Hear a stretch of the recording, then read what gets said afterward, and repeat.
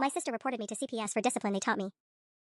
The knock on my door at 7:23 a.m. should have been my first warning that my life was about to implode. I was juggling my coffee mug and trying to get my 6-year-old daughter Emma's lunch packed when I saw the official badges through the peephole. Child Protective Services. Mrs. Sarah Mitchell? The woman held up her ID with perfectly manicured nails that somehow made everything feel more ominous. I'm Ms. Rodriguez from CPS. This is my colleague, Mr. Thompson. We've received a report regarding the welfare of your children. My stomach dropped to somewhere around my ankles. Emma was behind me asking why I wasn't moving, and I could hear my 4-year-old son Tyler upstairs singing the theme song from his favorite cartoon. Normal morning sounds that suddenly felt like evidence of something terrible I couldn't name. I'm sorry, what kind of report? I managed to ask, still gripping the door handle like it might anchor me to reality. May we come in? We need to speak with you about allegations of child abuse. The words hit me like a physical slap. Child abuse. My children, who I'd die for, who were literally the center of my entire universe. I stepped aside because what else do you do when your world tilts sideways? There must be some mistake, I said, watching them scan my living room like they were looking for signs of torture chambers instead of the scattered Legos and picture books that actually lived there. Who would even? But I already knew. Deep down in that sick, twisting part of my stomach, I already knew exactly who would do this to me. Jessica. My 25-year-old sister who I'd asked to move out just 3 weeks ago after she'd been living rent-free in my spare bedroom for 8 months. Jessica, who'd blown up at me when I told her she needed to start contributing the $400 monthly rent we'd agreed on or find somewhere else to go. Jessica, who'd screamed that I was just like mom and dad with all their stupid rules before slamming out of my house with her 2 suitcases and her 4-year-old son Marcus. Ms. Rodriguez sat down on my couch without invitation, pulling out a thick manila folder. The report alleges that you're subjecting your children to excessive punishment, including forced manual labor, extreme sleep deprivation, and emotional abuse through isolation. I actually laughed. Not because anything was funny, but because the words were so absurd when applied to my actual life. Excessive punishment? What are you talking about? According to our report, you force your children to do adult-level household chores as punishment, you send them to bed at extremely early hours, and you isolate them from entertainment and social interaction for extended periods. The puzzle pieces clicked together with sickening clarity. Jessica was talking about our bedtime routine, 7:30 p.m. for both kids, same as we'd had growing up. She was talking about how Emma helps me fold washcloths and Tyler puts his toys away. She was talking about last month when I took away screen time for 3 days after Emma lied about brushing her teeth. These weren't abuse tactics I'd invented. These were the exact same rules Mom and Dad had used to raise both of us. Rules that had taught us responsibility, structure, and respect. Rules that Jessica herself had lived under for 18 years. I need to call my lawyer, I heard myself say, even though I didn't have a lawyer. Even though I'd never needed one because I'd never imagined my own sister would try to destroy my life. The next 3 hours passed in a blur of humiliation that I'll never forget. Ms. Rodriguez interviewed Emma while I sat in my kitchen, straining to hear every word through the thin walls. My 6-year-old sweet voice kept saying I don't understand over and over, and each time felt like a knife twisting in my chest. They made me wake Tyler up from his nap early for his interview. He cried when strangers interrupted his sleep, rubbing his eyes with tiny fists while Mr. Thompson asked him questions about whether Mommy ever hurt him. My baby looked so confused, kept reaching for me while I had to sit across the room like I was the danger. Mrs. Mitchell, Ms. Rodriguez said when they finished terrorizing my children, we're going to need to schedule a home inspection for later this week. In the meantime, do you have family the children could stay with temporarily? Temporarily? The word came out strangled. You want to take my kids? Not remove them, but we need to ensure their safety while we investigate these allegations thoroughly. I called my mom with shaking hands, trying to explain why CPS was suddenly involved while Emma tugged at my shirt asking if she was in trouble. Mom's voice went deadly quiet when I told her about Jessica's accusations. That girl, Mom said, and I could hear 25 years of disappointment packed into those 2 words. Sarah, those were our rules. Our family's rules that worked for both of you. I know, Mom, but... Remember when Jessica was 12 and broke Mrs. Henderson's window with her softball? What did we do? I closed my eyes. Extra chores for 2 weeks to earn money for the replacement. And when she snuck out at 15 to go to that party? Early bedtime for a month and no phone privileges. Those weren't punishments, Sarah. Those were consequences. There's a difference, and Jessica knows it. After CPS left with their folders full of notes and their promises to be in touch, I put both kids down for quiet time and called in sick to work. I couldn't exactly explain to my boss at the accounting firm that I was too busy being investigated for child abuse to come in today.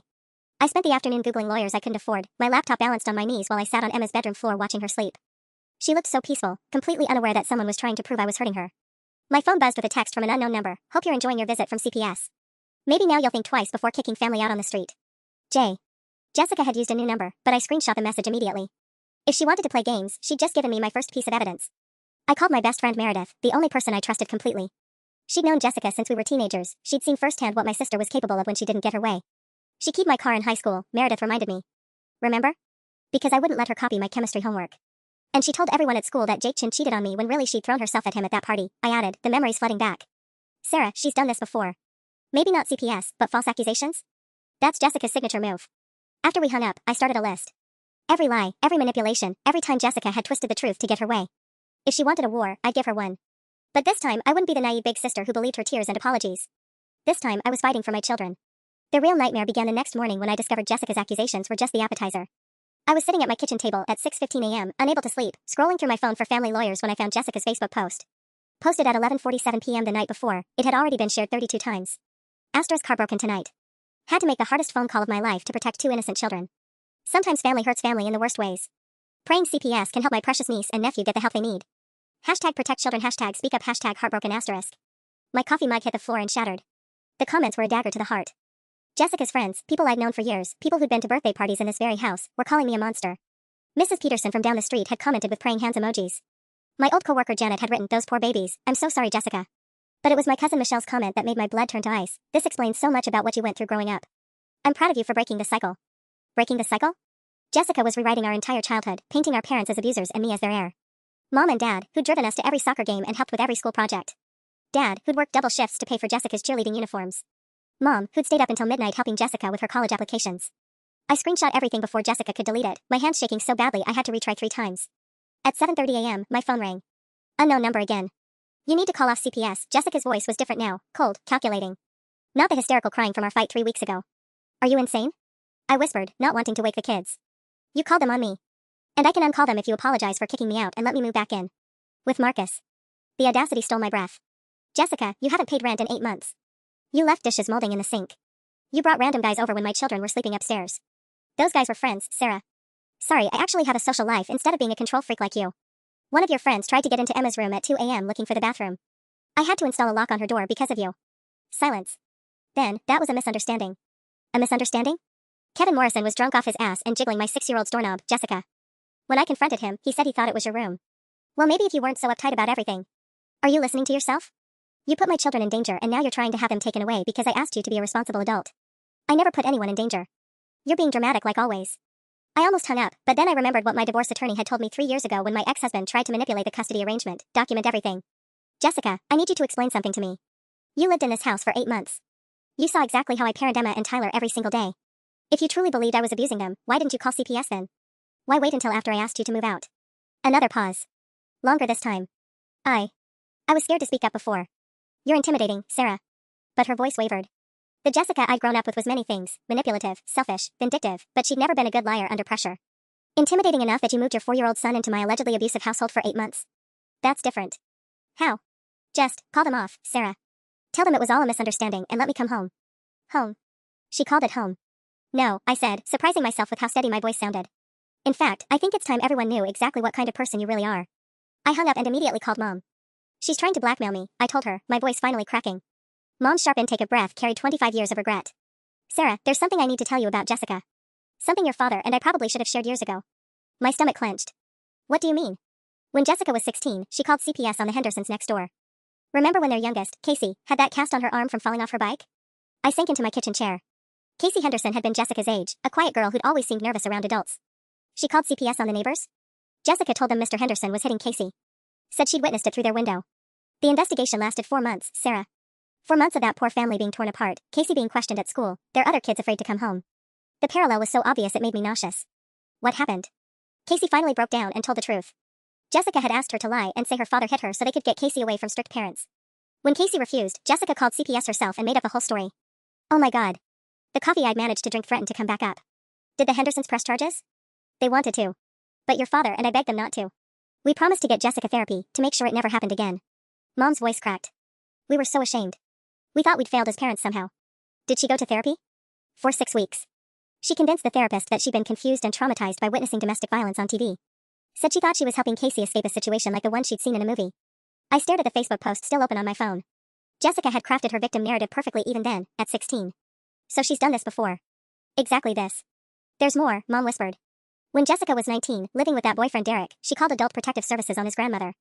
Claimed Derek's family was financially abusing the old woman. I remember Derek, I said slowly. She dated him for like 3 months sophomore year of college. She was living in his grandmother's basement rent-free. When the grandmother asked her to start paying $200 a month, Jessica called APS and claimed they were stealing the woman's social security checks. The pattern was nauseating in its clarity. Jessica's solution to any boundary, any consequence, any request for responsibility, was to weaponize the system designed to protect vulnerable people. Mom, why didn't you tell me this before? When I said she could move in here? Because she seemed different. It had been 6 years since the Derek situation.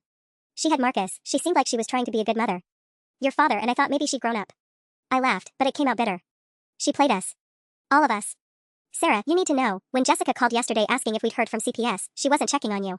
She was fishing for information. She wanted to know if they'd contacted us as potential guardians for Emma and Tyler. My blood turned to ice. She wants custody of my kids. I think so. She asked specifically about whether we'd be willing to help her get the children somewhere safe if CPS needed placement options. The scope of Jessica's manipulation hit me like a freight train. This wasn't just revenge for asking her to move out. This was a calculated plan to take my children. Maybe she thought if she had custody, she'd get the child support payments. Maybe she wanted the government assistance that came with caring for displaced kids. Maybe she just wanted to hurt me in the deepest way possible. My phone buzzed with another Facebook notification. Jessica had posted again, asterisk update, CPS visit went well yesterday. Hoping and praying my babies get the protection they deserve. To everyone asking how they can help, just keep sharing my story. Silence protects abusers. Hashtag justice, hashtag protect children asterisk. The post had 67 shares in 20 minutes. My children weren't just being investigated for abuse anymore. They were about to become the center of a social media campaign designed to destroy their mother. I was screenshotting Jessica's latest post when my phone rang. The caller ID made my heart stop. Emma's elementary school. Mrs. Mitchell? This is Principal Williams. I need you to come in immediately. There's been a situation. 20 minutes later, I was sitting in the principal's office while my 6-year-old daughter colored quietly in the corner, completely oblivious to the bomb that had just exploded our lives. A woman called this morning claiming to be conducting a welfare check, Principal Williams explained, her usually warm voice strained.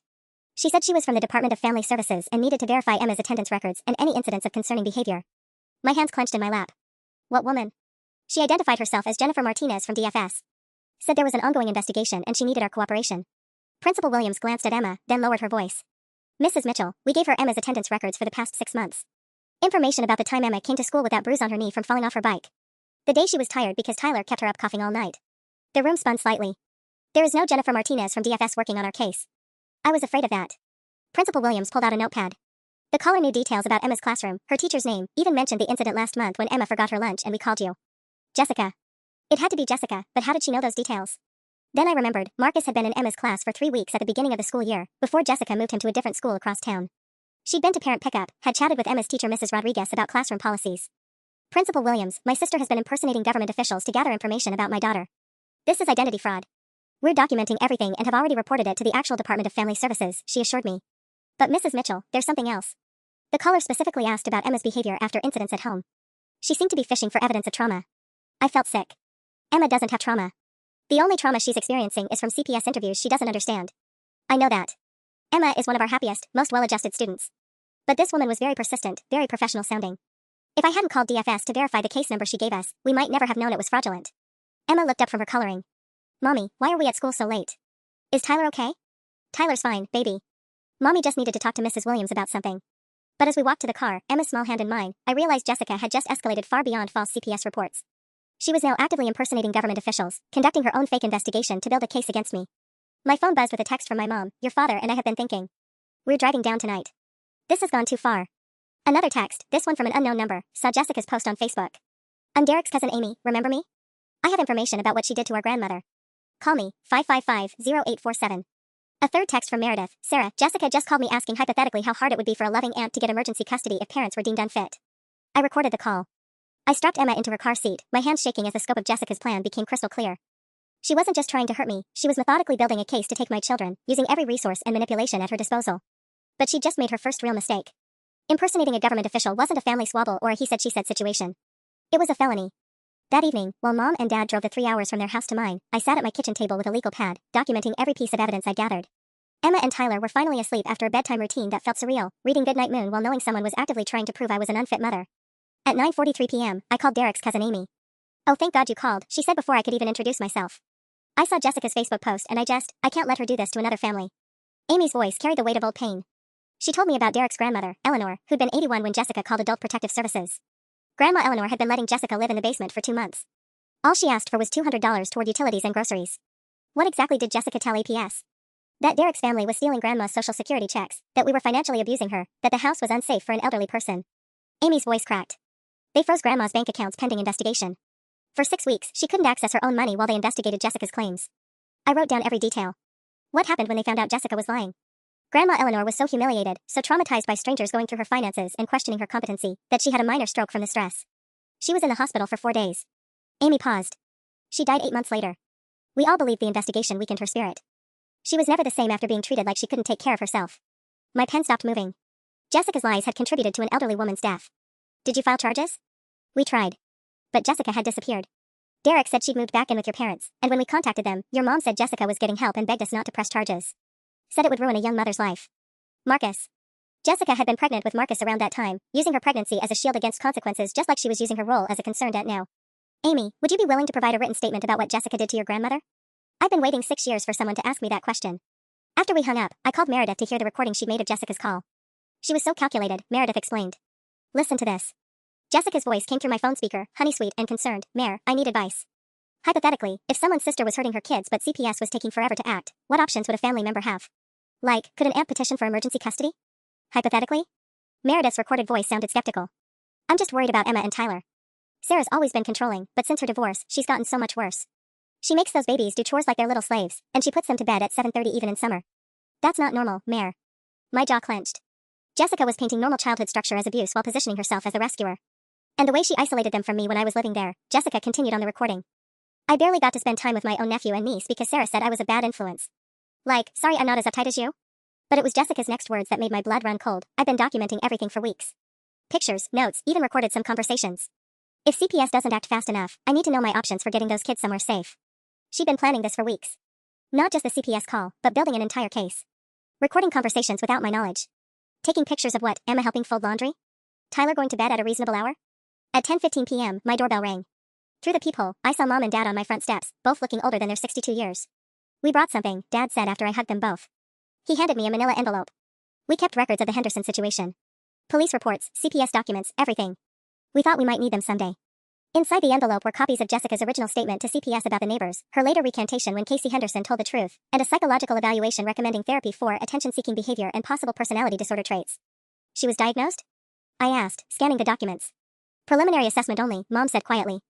The therapist said Jessica showed signs of narcissistic personality traits and a pattern of fabricating crises for attention. But Jessica quit therapy before any formal diagnosis. At 10:47 p.m., as we sat around my kitchen table planning our next steps, my phone lit up with notifications. Jessica had posted again, but this time she tagged me directly.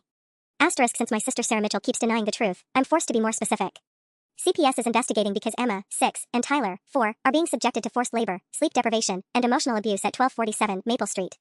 I have documentation. I have recordings. I will not let these children suffer in silence anymore. Hashtag justice for Emma, hashtag justice for Tyler, asterisk. She'd posted my home address. My children's full names and ages. She was turning them into social media martyrs while painting a target on our house for every vigilante who believed her lies. But Jessica had just made her second major mistake. Because posting someone's home address with false abuse allegations wasn't just defamation, it was criminal harassment. And in our state, it was also considered cyberstalking when children were involved. Dad looked up from his phone, his face grim. Sarah, this post has been shared 43 times in the last 10 minutes. I was already dialing the police non-emergency line, my hands surprisingly steady. Jessica wanted a war? She'd just given me everything I needed to win it. The police officer who arrived at 11:30 p.m. was younger than I expected, maybe 30, with kind eyes that reminded me of my ex-husband before everything went wrong. Officer Martinez, no relation to Jessica's fake Jennifer Martinez persona, thankfully, sat at my kitchen table reviewing the screenshots while Mom made coffee none of us would drink. Ma'am, posting someone's address online with false allegations is definitely criminal harassment, he said, typing notes into his phone. But I need to ask, do you have any proof these allegations are false? Other than the fact that I've never abused my children? The words came out sharper than I intended. I understand your frustration, but from a legal standpoint, we need documentation that disproves the claims or proves malicious intent. Dad slid the Henderson file across the table. Officer Martinez, my younger daughter has done this before. Multiple times. This is her pattern. As Officer Martinez read through Jessica's previous false accusations, his expression grew increasingly serious. Mrs. Mitchell, has your sister made any direct threats? Any explicit statements about her intentions? I thought about the recorded conversation Meredith had played for me. She told my best friend she's been documenting everything for weeks and building a case to get my children removed from my home. That's concerning, but not necessarily illegal unless we can prove she's fabricating evidence. He looked up from the files. However, the impersonation of a government official at your daughter's school, that's identity fraud. Combined with the online harassment and her history of false reports, we might have enough for criminal charges. My phone buzzed with another notification. Someone had shared Jessica's post to a local Facebook group called Protecting Our Children, adding their own commentary. This is happening right now in our neighborhood. These babies need our help. Officer Martinez frowned at the screen. How many people have seen this post? I checked the share count, my stomach dropping. 218 shares. Oh God. Mrs. Mitchell, I'm going to recommend you document every interaction with your sister from this point forward. Save every text, every call, every social media post. And consider consulting with a family attorney about a restraining order. After Officer Martinez left with his report and copies of all our evidence, I sat staring at my phone as Jessica's post continued spreading like wildfire. Comments were pouring in, most supporting Jessica's version of events, but a few that made my blood run cold. Someone should call the news, wrote a woman named Patricia Chen. Blast this all over social media until those kids are safe. I drive past Maple Street every day for work, commented Mike Williams. I'll keep an eye on that house. Those poor babies. Another comment from Jennifer Scott, my cousin works at CPS. I'm forwarding this post to her supervisor. Sometimes workers are too lenient. Jessica wasn't just trying to manipulate the investigation, she was building public pressure to force CPS into taking action against me. Creating a social media mob that would demand my children's removal whether the evidence supported it or not. At 12:43 a.m., my phone rang. Ms. Rodriguez from CPS. Mrs. Mitchell, I'm calling because we've received multiple calls tonight from people who saw a social media post about your case. This is highly irregular. My sister posted my address and my children's names online, I said, too exhausted to hide my anger. She's trying to turn this into a circus. I need you to understand something. Ms. Rodriguez's voice was careful, professional. When cases become public like this, it creates pressure on our department. People will be watching our every move, questioning our decisions. It makes everything more complicated. Are you saying Jessica's manipulation is working? A long pause. I'm saying we'll need to be extra thorough in our investigation to satisfy public scrutiny. The home inspection I mentioned? We'll need to move that up. Tomorrow at 2 p.m. After she hung up, I looked at Mom and Dad, both dozing fitfully on my couch. Tomorrow, strangers would go through every inch of my home looking for evidence to support Jessica's lies, while hundreds of people online demanded justice for children who weren't even being harmed. My phone buzzed one final time. A private message from someone named Ashley Moore. Sarah, I saw your sister's post. Jessica Martinez lives in my apartment complex. You need to see what's been happening here. Ashley Moore's message came with 3 photos that made my stomach drop to the floor. The first showed Jessica's apartment door with a handwritten eviction notice dated 5 days ago. The second was a screenshot of a text conversation between Ashley and another neighbor about crazy Jessica and her screaming matches. The third was a photo of Marcus, Jessica's 4-year-old son, sitting alone on the apartment complex playground at 10:47 p.m. according to the timestamp. I called Ashley immediately, my hands shaking as I dialed. I've been watching this whole thing unfold on Facebook, Ashley said without preamble. Jessica's been telling everyone in our complex that she's fighting to save her nephew and niece from an abusive home. But Sarah, the way she treats Marcus? It's heartbreaking. What do you mean? I whispered, not wanting to wake my parents. She leaves him alone constantly. I've seen that little boy wandering the parking lot at all hours looking for his mom. Last week, I found him crying outside their door at midnight because Jessica had gone out and he couldn't get back in. My chest tightened. Marcus was Tyler's age, 4 years old. No 4-year-old should be left alone, ever. Have you called anyone about this? That's the sick part, Ashley's voice turned angry. I called CPS 3 weeks ago about Marcus being left unattended. You know what Jessica told the caseworker when they showed up? That I was a disgruntled neighbor who was harassing her because I was jealous of her relationship with some guy she's been dating. The pattern was so clear it made me nauseous. Jessica weaponized CPS when it suited her and discredited it when it threatened her. What happened with that investigation? The caseworker bought Jessica's story completely. Jessica cried, said she was a struggling single mom trying her best, claimed I was making false reports because her boyfriend's car was too nice and I resented her happiness. Ashley's bitter laugh carried through the phone. Meanwhile, Marcus told the caseworker that mommy goes to important meetings at night and he has to be a big boy and stay quiet until she comes home. I was taking notes frantically. Ashley, would you be willing to provide a written statement about what you've witnessed? I have more than statements. I have videos. My pen stopped moving. Videos? I started recording when I realized CPS wasn't going to help Marcus. Last Tuesday night, Jessica left at 8:15 p.m. and didn't come back until 3:30 a.m. I have footage of Marcus crying on the balcony, trying to see if her car was in the parking lot. This was it. This was Jessica's weakness. She was accusing me of child abuse while actively neglecting her own son. Ashley, I need those videos. My sister is trying to have my children taken away based on lies, while she's actually endangering her own child. I figured that out when I saw her Facebook post. Sarah, the apartment Jessica's getting evicted from? It's a subsidized housing unit specifically for single mothers. She got it by claiming she had no family support and nowhere else to go. But she lived with me for 8 months, I said, the lie taking shape. Exactly. She's been collecting benefits as a homeless single mother while living rent-free at your house. That's welfare fraud. At 1:23 a.m., Ashley sent me a Google Drive link containing 14 video files and a detailed timeline of Jessica's absences over the past month. The videos were devastating. Marcus in his pajamas, barefoot on the concrete balcony, calling mommy. Mommy, into the darkness. Another showed him trying to climb over the balcony railing to see the parking lot better. I forwarded everything to Officer Martinez with a message. This is the person claiming I abuse children. At 1:45 a.m., my phone buzzed with a new Facebook notification. Someone named David Chin, probably related to Patricia Chin who'd commented earlier, had shared Jessica's post to 15 different local groups with his own addition, emergency, children being tortured at 1247 Maple Street. Why hasn't CPS acted yet? Share until these babies are safe. The post now had over 400 shares. But then I noticed something that made my blood run cold. In the comments, Jessica had responded to someone's question about getting those poor babies out of that house with, working on it. Have a meeting tomorrow that should change everything. A meeting tomorrow. The same day as my CPS home inspection. I called Ms. Rodriguez's emergency line, not caring that it was almost 2 a.m. Ms. Rodriguez, my sister has been posting about having a meeting tomorrow that should change everything. Are you meeting with her during my home inspection? A pause that lasted too long. Mrs. Mitchell, I can't discuss our interview schedule with other parties. So you are meeting with her. Your sister requested to provide additional information relevant to the case. As the reporting party, she has that right. My heart sank. Tomorrow wouldn't just be a home inspection. It would be Jessica's performance, her chance to look CPS in the eye and sell her lies while my children's toys and bedrooms were scrutinized for signs of abuse that didn't exist. But Jessica didn't know about Ashley's videos. She didn't know about the welfare fraud documentation. She didn't know I'd been building a case against her while she was building one against me. At 2:17 a.m., I sent one final message to my growing list of evidence gatherers, Officer Martinez, Ashley Moore, Derek's cousin Amy, and now Meredith with her recording, CPS inspection tomorrow at 2 p.m., Jessica meeting with caseworker same day. I need everything documented and ready. This ends tomorrow. At 6:47 a.m., I was jolted awake by pounding on my front door. Not knocking, pounding.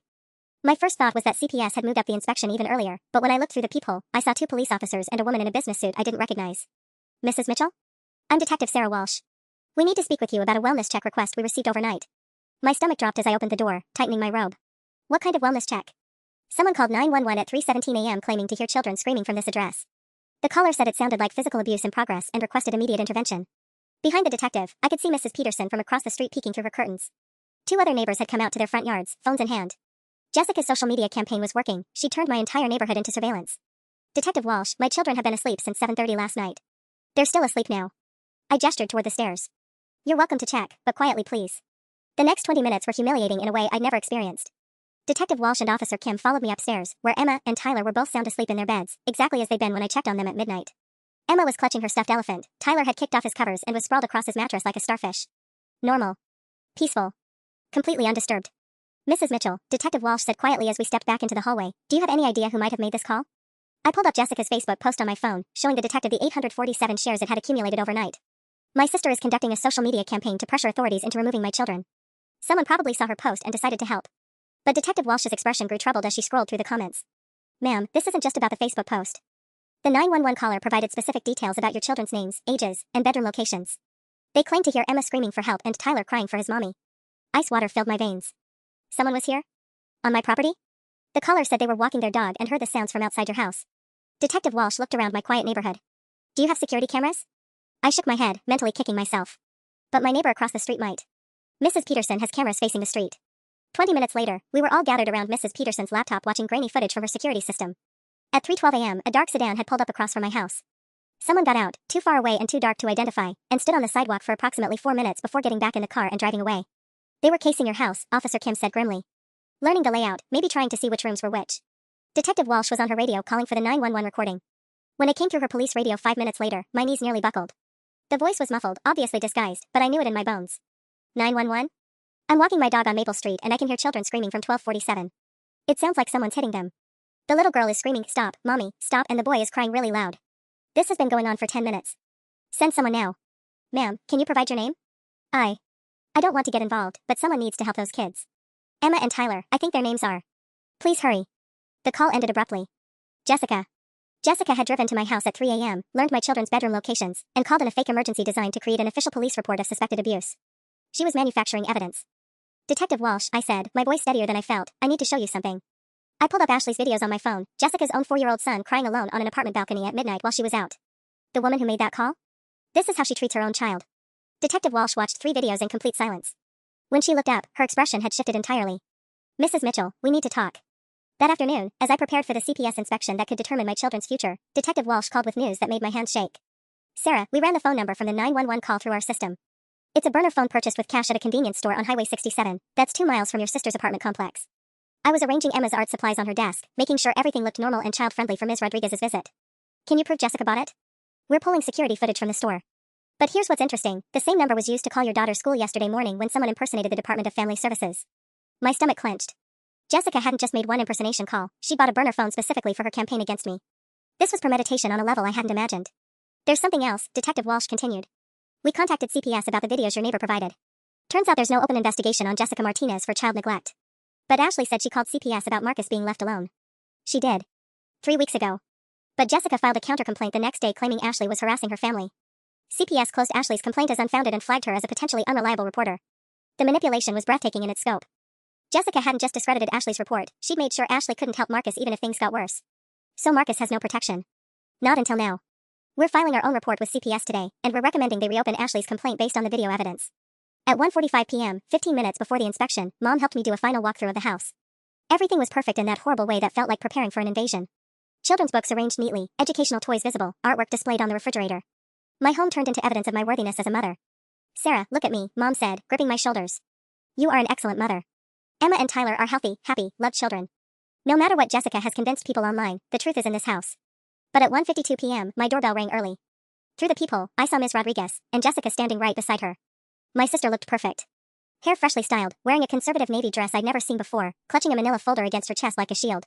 She dressed for the role of concerned family member, and the contrast with my jeans and sweater was clearly intentional. Mrs. Mitchell, Ms. Rodriguez said as I opened the door, Ms. Martinez requested to be present during the home inspection to provide additional context about the children's living situation. Jessica's eyes met mine over Ms. Rodriguez's shoulder, and for just a moment, her mask slipped. The cold calculation I saw there made my blood freeze. This wasn't grief or concern for Emma and Tyler. This was triumph. Of course, I managed to say, stepping aside. Please come in. As Jessica walked into my living room, the house she'd lived in for 8 months, the house she'd called home just weeks ago, she pulled out her phone and started taking pictures.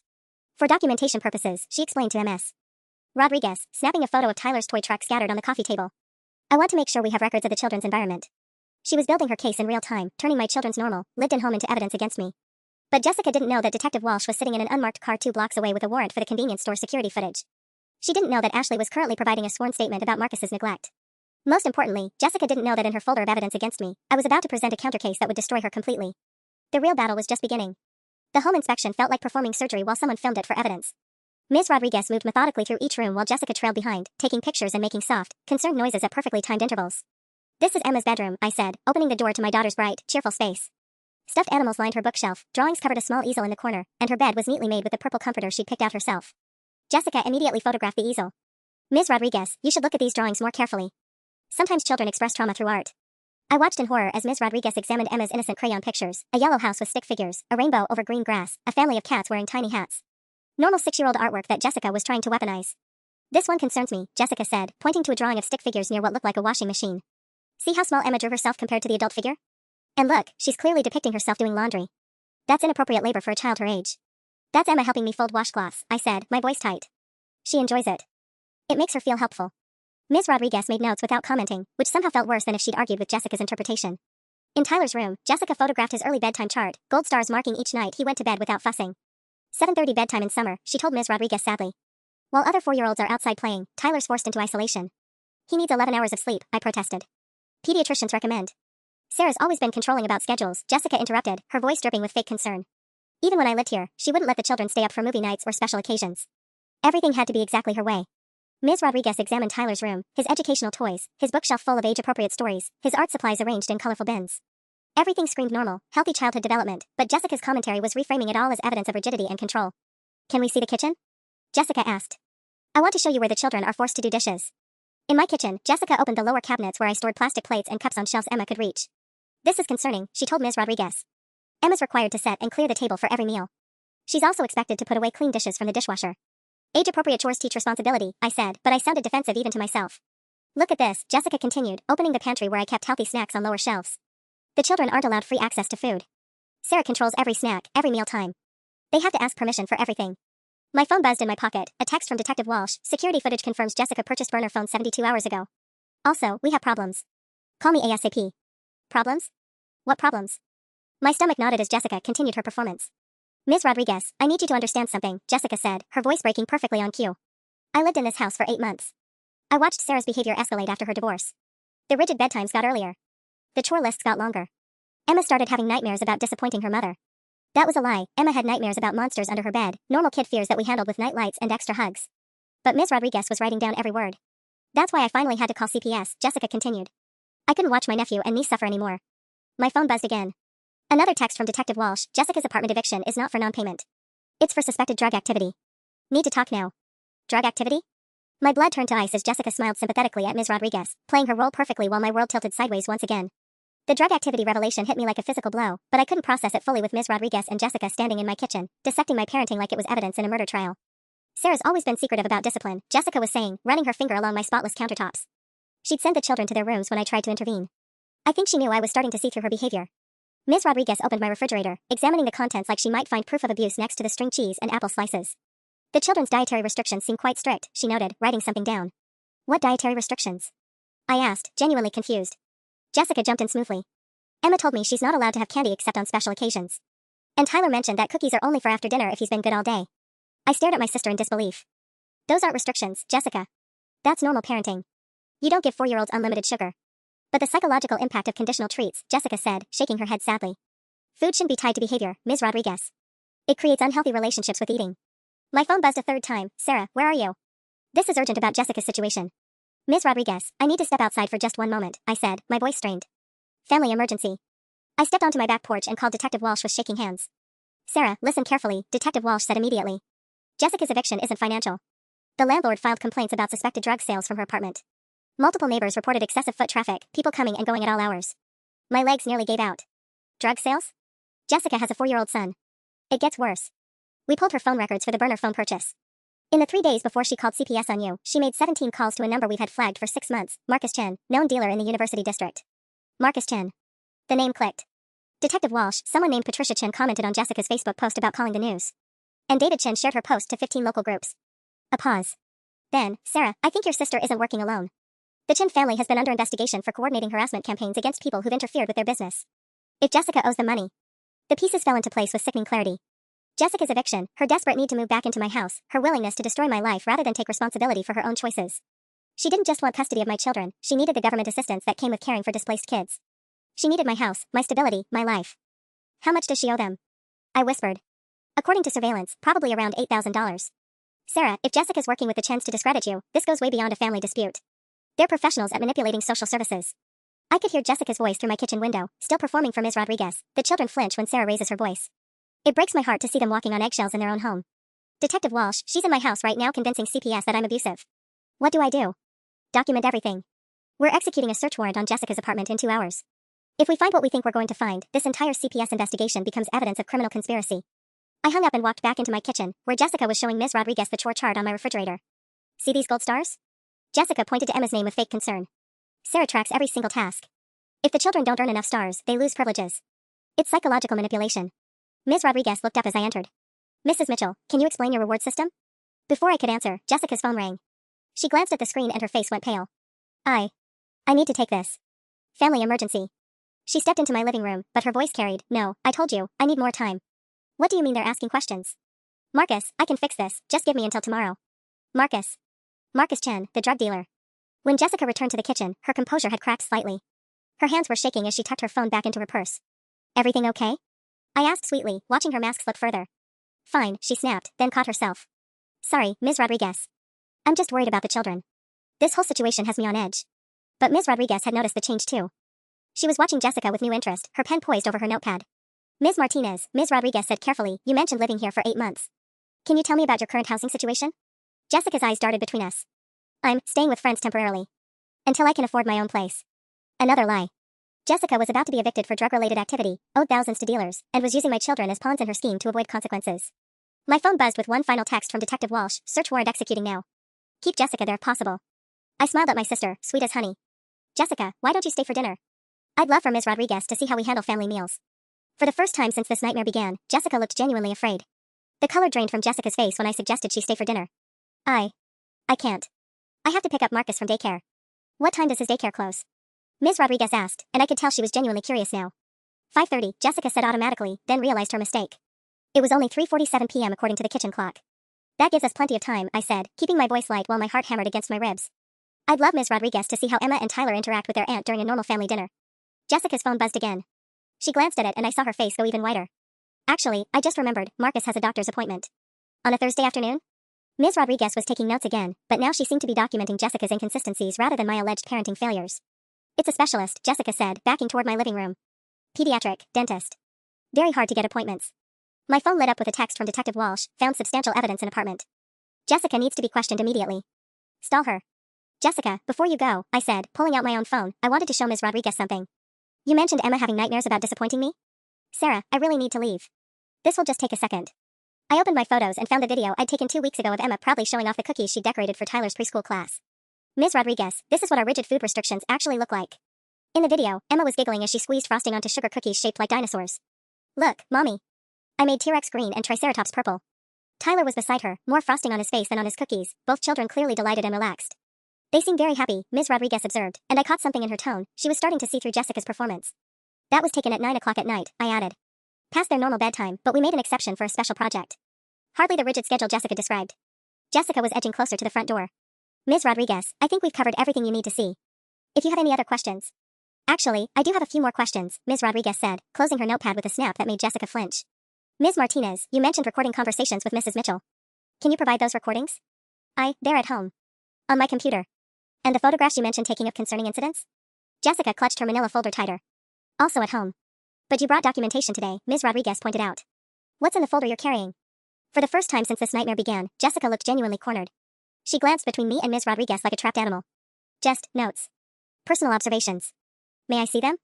Jessica's hands were shaking now. These are private. Personal feelings about my concerns. Ms. Rodriguez's expression had shifted completely. Ms. Martinez, when you called our office 3 weeks ago to report suspected abuse, you stated you had physical evidence. Written documentation. Recordings of incidents. Are you telling me none of that exists? It exists. Jessica's voice cracked. I just don't have it with me right now. My doorbell rang, cutting through the tension like a knife. Through the window, I could see Detective Walsh's unmarked car in my driveway. Jessica saw it too. I have to go. Right now. Ms. Martinez, Ms. Rodriguez said firmly, I think we should continue this conversation. But Jessica was already at my front door, yanking it open. She came face to face with Detective Walsh, who was walking up my front steps with another officer I didn't recognize. Jessica Martinez? Detective Walsh held up her badge. We need to speak with you regarding an ongoing investigation. Jessica's manila folder slipped from her hands, papers scattering across my front porch. As I bent to help gather them, I saw what she'd been clutching like evidence against me, printouts of my Facebook photos from the past 6 months. Pictures of Emma and Tyler playing in our backyard, eating ice cream at the park, building blanket forts in the living room. Normal, happy family photos that Jessica had somehow planned to twist into evidence of abuse. Ms. Martinez, Detective Walsh continued, you're under investigation for filing false police reports, identity fraud, and conspiracy to commit welfare fraud. You have the right to remain silent. As Detective Walsh read Jessica her rights on my front porch, I looked at Ms. Rodriguez, who was staring at the scattered photos with growing understanding. Mrs. Mitchell, she said quietly, I think we need to have a very different conversation about this case. The aftermath of Jessica's arrest should have felt like victory, but as I watched Detective Walsh lead my sister away in handcuffs, all I felt was hollowed out.